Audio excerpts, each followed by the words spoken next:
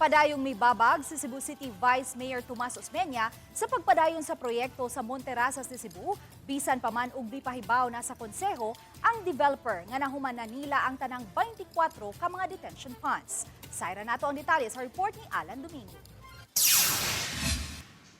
Gikabalak ni Vice Mayor Tomas Osmeña nga dili makasugakod ang flood mitigation program sa Mont Property Group Incorporated, ang developer sa 118.4 hectares nga luna sa proyekto. Kini taliwa sa gipahibaw sa developer nga nakumplito na nila ang 24 detention ponds nga musahod sa tubig sa gayon nga adunay masinati nga kusugawan.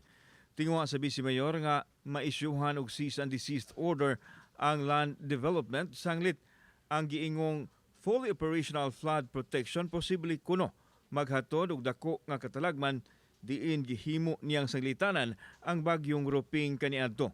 Gipalanog ni Osmeña ang hugot nga tinguha nga mababagan ang land development atol sa gipahigayon nga regular session sa konseho kagahapon sa hapon. Matod niya nga kinahanglan ang cease and desist order hangtod nga ang gipalapdan nga catchment siguradong makasugakod sa labing minus 300 millimeters nga ulan o 10% nga mas taas kaysa nahitabo sa bagyong Roping.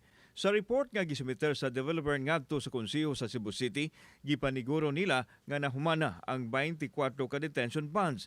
Naghatag kini og kasiguruhan sa storage capacity nga dubli pagani sa aprobadong drainage ug flood mitigation plans. Gidugang sa kumpanya nga ilang gi-rehabilitate ang makasamtangang detention ponds ug nagtukod og dugang unom ka pasilidad subay sa ilang gisaad sa Environmental Management Bureau sa Central Visayas. Padayon usab nga misumiter sa ilang monitoring reports ngadto sa EMB. Una na gisalikway ni Mayor Nestor Archival ang mga panawagan nga suspensohon ang proyekto.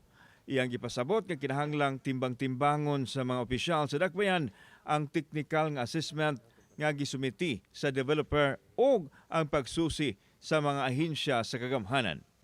Kauban si Clover Lumayag, ako si Alan Domingo.